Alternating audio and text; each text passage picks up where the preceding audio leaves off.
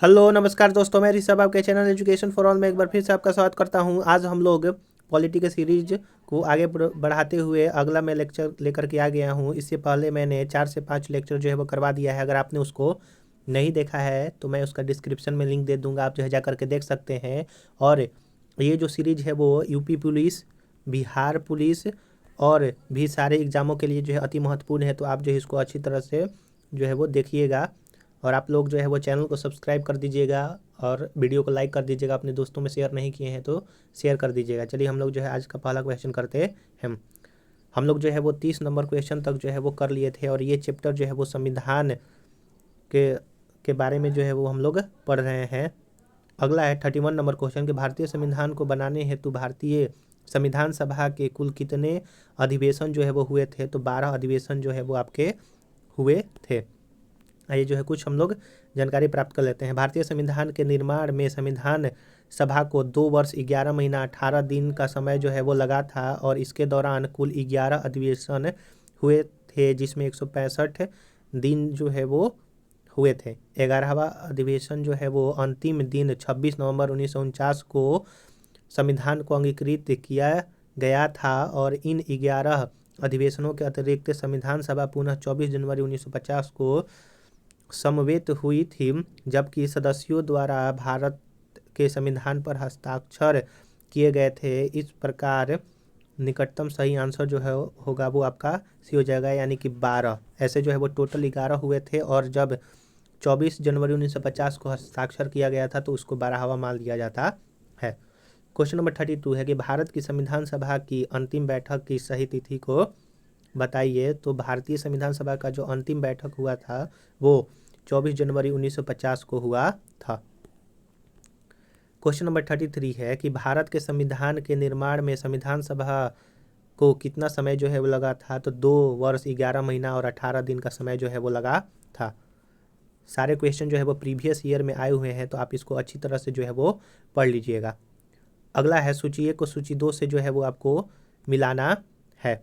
आइए हम लोग जो है वो इसको मिलाते हैं। संविधान सभा के पहले उपाध्यक्ष जो है वो कौन थे। तो संविधान सभा के पहले जो उपाध्यक्ष थे वो आपको यहाँ पर देख लीजिए कि संविधान सभा के पहले उपाध्यक्ष जो है वो H.C. मुखर्जी थे। प्रारूप समिति के मूल एकमात्र अंग कांग्रेसी सदस्य जो है वो के मुंशी थे। राजस्थान की रियासत का प्रतिनिधित्व जो है वो वीटी कृष्णमाचारी जो है वो कर रहे थे और संघ संविधान समिति का अध्यक्ष जो है वो जवाहरलाल नेहरू थे। संविधान सभा के पहले अस्थायी उपाध्यक्ष फ्रैंक एंथोनी थे, जो कि 9 दिसंबर 1946 को अस्थायी अध्यक्ष सच्चिदानंद सिन्हा द्वारा जो है वो नामित किया गया था। H.C. मुखर्जी जो है संविधान सभा के पहले अस्थायी उपाध्यक्ष जो है वो बने थे। अगला क्वेश्चन है क्वेश्चन नंबर 35 कि भारतीय संविधान के निर्माण के समय संवैधानिक सलाहकार जो है वो कौन थे। तो भारतीय संविधान के जो निर्माण होता रहा था तो उस समय संवैधानिक जो सलाहकार थे वो B.N. रॉय थे। डॉक्टर अंबेडकर जो है वो आपके प्रारूप समिति के जो है वो अध्यक्ष थे, जिसमें 7 मेंबर हुआ करते थे। भारतीय संविधान के निर्माण के समय वेनेगल नरसिम्हा राव, जिसको B.N. राव जो है वो संवैधानिक सलाहकार के रूप में उनको नियुक्त किया गया था। अगला क्वेश्चन नंबर 36 है कि भारतीय संविधान का प्रथम प्रारूप तैयार किया गया था तो B.N. राव द्वारा, यानी कि भारतीय संविधान का प्रथम प्रारूप तैयार जो है वो B.N. राव ने किया था। संविधान सभा के संवैधानिक सलाहकार B.N. राव द्वारा संविधान का पहला प्रारूप तैयार किया गया था, जिस पर विचार एवं परिवर्तन करके प्रारूप समिति द्वारा संविधान सभा के समक्ष संविधान का मसौदा प्रस्तुत किया गया। B.N. राव के मूल प्रारूप में जो है वो 243 जो अनुच्छेद और 13 अनुसूचियाँ थी। तो ये भी क्वेश्चन पूछा जा सकता है कि B.N. राव ने जब मूल प्रारूप तैयार किया था तो उसमें कितने अनुच्छेद थे। तो 243 अनुच्छेद थे और 13 अनुसूचियाँ थी। अगला है कि संविधान सभा में भारतीय संविधान का तृतीय वाचन जो है वो कब प्रारंभ हुआ था। तो संविधान सभा में भारतीय संविधान का तृतीय वाचन जो है वो 17 नवंबर 1949 को प्रारंभ हुआ था और 26 नवंबर 1949 तक चला था। अतः प्रश्न में दिए गए विकल्पों में कोई भी विकल्प सही नहीं है। तो आप जो है याद रखिएगा कि 17 नवंबर 1949 से 26 नवंबर 1949 तक जो है वो चला था तृतीय वाचन संविधान सभा का। क्वेश्चन नंबर 38 है कि भारत का संविधान पूर्ण रूप से तैयार कब हुआ था? तो 26 नवंबर 1949 को जो है वो पूर्ण रूप से तैयार हो गया था और 26 जनवरी 1950 को जो है उसको अपना लिया गया था। भारत के संविधान के उद्देशिका प्रस्ताव में उल्लेखित किया गया है कि 26 नवंबर 1949 को भारत के लोगों ने संविधान को अंगीकृत, अधिनियमित और आत्माप्रित जो है वो किया। संविधान को अपनाने, उसके पूर्ण होने, पारित होने तथा इसको अंतिम रूप देने की तारीख भी 26 नवंबर 1949 को ही माना जाता है। इस दिन नागरिकता अंतःकालीन सदस्य संसद, अस्थायी और संक्रमणकालीन उपबंध लागू हो गए थे। यानी कि जो आपके लगभग 15 जो अनुच्छेद थे वो आपके जो है वो इसी दिन यानी कि 26 नवंबर 1949 को ही लागू कर दिए गए थे। तथापि संविधान के शेष उपबंध 26 जनवरी 1950 को प्रभावी हुआ था। अतः संविधान के पूर्ण रूप से लागू होने तथा पूर्ण रूप से क्रियान्वित होने की तिथि 26 जनवरी 1950 को ग्रहण करते हैं। तो आपको जो है ये समझ में आ गया हो गया। अगर आपको वीडियो अच्छा लग रहा होगा तो वीडियो को लाइक कर दीजिएगा, अपने दोस्तों में शेयर कर दीजिएगा और अपने व्हाट्सएप ग्रुप, टेलीग्राम ग्रुप में जो है वो जरूर से ज़रूर शेयर कीजिएगा। अगला क्वेश्चन है कि भारतीय संविधान को संविधान सभा द्वारा अंगीकृत कब किया गया था? तो 26 नवंबर 1949 को जो है वो अंगीकृत किया गया था। लागू करने की बात करेगा तो 26 जनवरी 1950 को लागू हुआ था। अगला क्वेश्चन है क्वेश्चन नंबर 40 कि संविधान सभा द्वारा भारतीय संविधान को स्वीकृत कब किया गया था? तो 26 नवंबर 1949 को जो है वो स्वीकृत किया गया था। अगला क्वेश्चन है कि भारत का संविधान किस तिथि को अपनाया गया था? तो भारत का जो संविधान है वो 26 नवंबर 1949 को जो है वो अपनाया गया था। भारतीय संविधान जो है वो कब लागू हुआ था? तो जब लागू हुआ था बोलेगा तो 26 जनवरी 1950 को, स्वीकृत अंगीकृत जो है बोलेगा तो 26 नवंबर 1949 को, और लागू शब्द जहाँ पर आएगा तो वो 26 जनवरी 1950 को हो जाएगा। अगला है क्वेश्चन नंबर 43 की संविधान सभा को 26 जनवरी के दिन लागू करने का निर्णय इसलिए लिया गया क्योंकि कांग्रेस ने इस तिथि को 1930 में स्वतंत्रता दिवस के रूप में मनाया गया था और इस तिथि को 1942 में भारत छोड़ो आंदोलन जो है वो प्रारंभ हुआ था। तो ये जो है वो गलत हो जाएगा। तो इसमें से कौन सा सही है? तो ऑप्शन नंबर ए जो है वो सही है। भारतीय राष्ट्रीय कांग्रेस के लाहौर अधिवेशन दिसंबर 1929 में पूर्ण स्वराज की घोषणा की गई। 26 जनवरी को स्वतंत्रता दिवस के रूप में जो है वो मनाए जाने का संकल्प जो है वो किया गया और आज़ादी के पूर्व तक 26 जनवरी को स्वतंत्रता दिवस के रूप में मनाया जाता रहा, परंतु भारत 15 अगस्त 1947 को स्वतंत्र हो गया और तब से प्रत्येक वर्ष 15 अगस्त को स्वाधीनता दिवस के रूप में मनाया जाने लगा। जबकि स्वतंत्रता प्राप्ति के पश्चात जो है वो आपका 26 जनवरी की तिथि अविस्मरणीय बनाने हेतु भारतीय संविधान को पूर्णतः 26 जनवरी 1950 को लागू किया गया और तब से प्रत्येक वर्ष 26 जनवरी को गणतंत्र दिवस के रूप में मनाया जाता है। अगला क्वेश्चन है क्वेश्चन नंबर 44 कि भारतीय संविधान दिवस कब मनाया जाता है? तो भारतीय संविधान दिवस जो है वो 26 नवंबर को मनाया जाता है। क्यों? क्योंकि 26 नवंबर 1949 को जो है वो भारतीय संविधान जो है बनकर तैयार हुआ था, संविधान सभा द्वारा अंगीकृत, और इसके कुछ प्रावधान इसी दिन लागू कर दिए गए थे, जिसके फलस्वरूप इस दिन संविधान दिवस के रूप में मनाया जाता है। जबकि भारतीय संविधान 26 जनवरी 1950 को पूर्णतः लागू हुआ था, इसलिए 26 जनवरी को गणतंत्र दिवस के रूप में मनाया जाता है। अगला क्वेश्चन है 45 नंबर कि भारतीय संविधान को अपनाया गया था तो संवैधानिक सभा द्वारा। तो संवैधानिक सभा द्वारा जो है वो भारतीय संविधान को 11वें अधिवेशन 26 नवंबर 1949 को जो है वो संविधान सभा द्वारा अंगीकृत और अधिनियमित जो है वो किया गया था। तो आप देख रहे होंगे कि एक ही टॉपिक से रिलेटेड कितने सारे क्वेश्चन बन सकते हैं। तो आप जो है वो अगर पीछे वाला वीडियो नहीं देखे हैं तो उसका मैं डिस्क्रिप्शन में लिंक दे दूंगा या फिर आप प्लेलिस्ट में जा करके देख सकते हैं। 46 नंबर क्वेश्चन है कि भारतीय संविधान को 26 नवंबर 1949 को किसके द्वारा अधिनियमित जो है वो किया गया था? तो संविधान सभा द्वारा जो है वो अधिनियमित किया गया था। 47 नंबर क्वेश्चन है कि भारत का संविधान अंगीकृत एवं अधिनियमित कब किया गया था? तो 26 नवंबर 1949 को किया गया था। अगला है 48 नंबर क्वेश्चन कि बी आर अम्बेडकर का संविधान सभा में निर्वाचन हुआ था कहाँ से? पश्चिम बंगाल से, बम्बई प्रेसिडेंसी से, या फिर तत्कालिक मध्य भारत से, या फिर पंजाब से।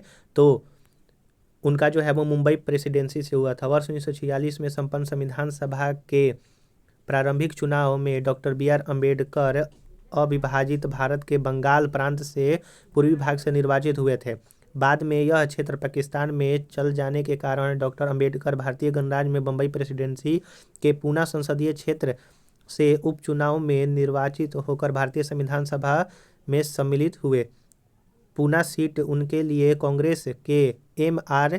जयकर ने त्यागपत्र देकर जो है वो रिक्ति की थी। यद्यपि जो है वो विकल्प ए में पश्चिम बंगाल है, फिर भी यह अभीष्ट विकल्प नहीं हो सकता है, क्योंकि डॉक्टर बी.आर. अम्बेडकर पूर्वी बंगाल के प्रथमतः निर्वाचित हुए थे। अंततः उन्होंने बम्बई प्रेसिडेंसी से निर्वाचित सदस्य जो है वो प्राप्त किया गया था। तो यहाँ पर जो है आपका कारण भी दिया है कि क्यों वो बंगाल, पश्चिम बंगाल जो है वो आंसर नहीं होगा। अगर ऑप्शन में सिर्फ वेस्ट बंगाल रहेगा तो वेस्ट बंगाल जो है वो सही हो जाएगा कि डॉक्टर बी.आर. अम्बेडकर कहाँ से लड़े थे, तो वेस्ट बंगाल से। लेकिन अगर बम्बई प्रेसिडेंसी दिया है तो बम्बई ही ऑप्शन सही होगा।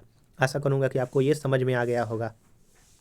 49 नंबर क्वेश्चन है कि डॉक्टर भीमराव अम्बेडकर का जन्म और मृत्यु कब हुआ था। तो डॉक्टर भीमराव अम्बेडकर का जन्म जो है वो 1891 में हुआ था, मृत्यु 1956 ईस्वी में हुआ था। भारतीय संविधान के निर्माण में मुख्य भूमिका निभाने वाले डॉक्टर बी.आर. अम्बेडकर का जन्म 14 अप्रैल 1891 में महू मध्य प्रदेश में हुआ था तथा 6 दिसंबर 1956 को दिल्ली में इनकी जो है वो मृत्यु हुई थी। अगला क्वेश्चन है क्वेश्चन नंबर 50 की निम्नलिखित कथनों पर विचार करें। तृतीय गोलमेज सम्मेलन के विचार विमर्श की परिणति भारत सरकार अधिनियम 1935 के पारित होने के रूप में हुई थी। और दूसरा बोल रहा है कि भारत सरकार अधिनियम 1935 ने ब्रिटिश भारत के सूबे और भारतीय रियासतों के एक संघ पर आधारित ऑल इंडिया फेडरेशन का गठन का उपबंध किया गया था। तो इसमें से जो है वो आपका कौन सा सही है, तो ऑप्शन नंबर सी जो है वो सही हो जाएगा, यानी कि दोनों सही है।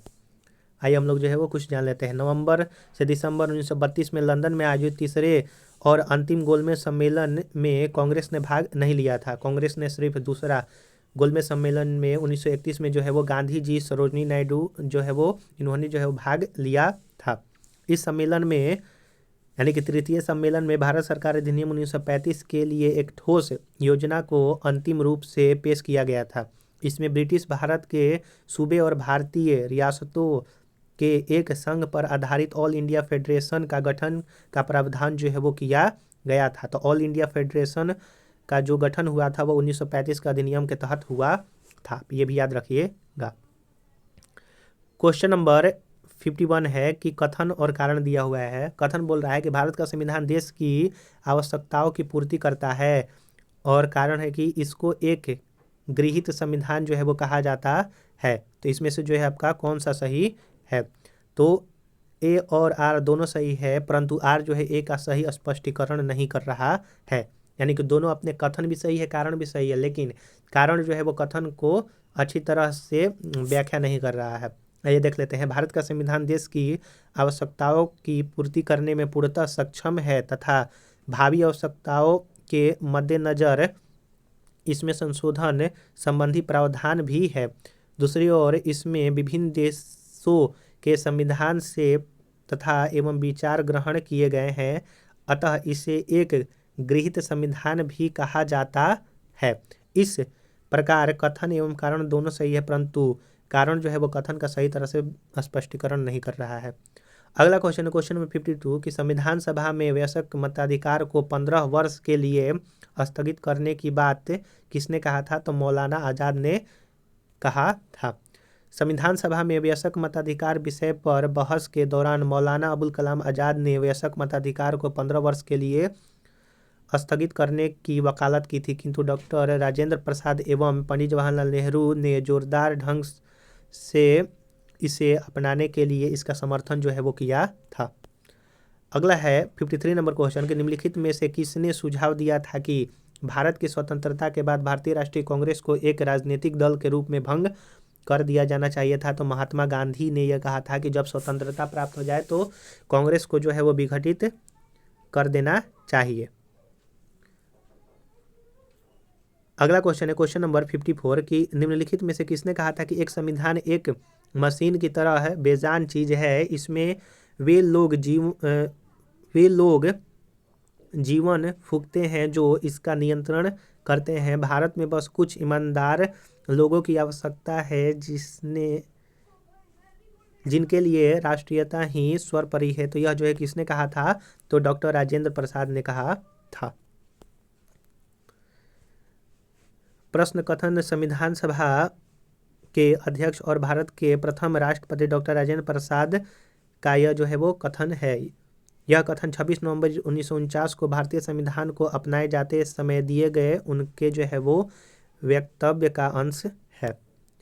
55 नंबर क्वेश्चन है कि अपनी राष्ट्रवादी प्रक्रिया में भारतीय संविधान के निर्माताओं ने अल्पसंख्यकों के हितों तथा भावनाओं के महत्व के रूप में करके आका है। यह जो है कथन किसने कहा था? तो आइवर जेनिंग्स का यह कथन है। प्रश्न कथन आइवर जेनिंग्स का है। उनका मानना था कि भारतीय संविधान निर्माताओं ने भारतीय संघ में अल्पसंख्यक हितों और भावनाओं के महत्व को न्यूनतम रखने का जो है वो प्रयास किया है। अगला क्वेश्चन नंबर 56 है कि किसने कहा था कि संविधान सभा कांग्रेस थी और कांग्रेस भारत था? तो यह जो है ऑस्टिन ने कहा था। ये क्वेश्चन जो है हम लोग ने ऊपर भी जो है वो किया था, तो इसलिए आप अगर प्रीवियस वाला वीडियो देखिएगा तो आपको अच्छी तरह से समझ में आएगा। उसमें मैंने जो है वो नोट्स के तौर पर जो है वो एक तरह से रिवीजन भी करवाया है। संविधान सभा कांग्रेस थी और कांग्रेस भारत था, यह जो है वो कथन पद्मश्री पुरस्कार प्राप्त इतिहासकार ग्रेनविले ऑस्टिन का था।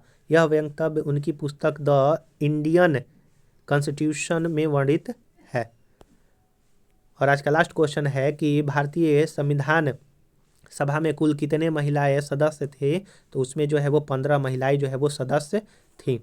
तो आशा करूंगा कि आपको ये जो है वो समझ में आया होगा। अगला जो हम लोगों का टॉपिक रहेगा वो संविधान सभा की प्रमुख समितियां है। देखिए हम लोग जो है पहले कुछ नोट्स जो है वो इसमें दिया हुआ है वो करते हैं, फिर उसके बाद जो है वो MCQ करते हैं। तो आप लोग जो है वो अगर पीछे वाला वीडियो देख करके आइएगा तो आपको अच्छी तरह से समझ में आएगा। और आपसे निवेदन है कि आप लोग जो है वो चैनल को सब्सक्राइब कर दीजिएगा। आप लोग जो है चैनल को शेयर नहीं करते हैं, ना ही लाइक करते हैं, तो आपसे मैं निवेदन करूँगा कि आप जो है वो शेयर और लाइक और सब्सक्राइब किया कीजिए, क्योंकि आपके लिए इतना मेहनत हो रहा है तो आप जो है वो हम लोग मेरे लिए भी जो है वो कुछ कर सकते हैं। और ये यूपी पुलिस और बिहार पुलिस हो या फिर किसी भी एग्ज़ाम के लिए ये जो है वो अति महत्वपूर्ण है। इसके पैरेलल जो है मैं हिस्ट्री का भी सीरीज जो है वो स्टार्ट किया हूँ, जिसमें मॉडर्न हिस्ट्री में जो है पढ़ा रहा हूँ। मिडिएबल और एंशिएंट जो है वो मैंने पढ़ा दिया है, तो आप लोग जो है जा करके प्लेलिस्ट में देख सकते हैं। चलिए हम लोग जो है वो अगले वीडियो मिलेंगे, तब तक के लिए नमस्कार।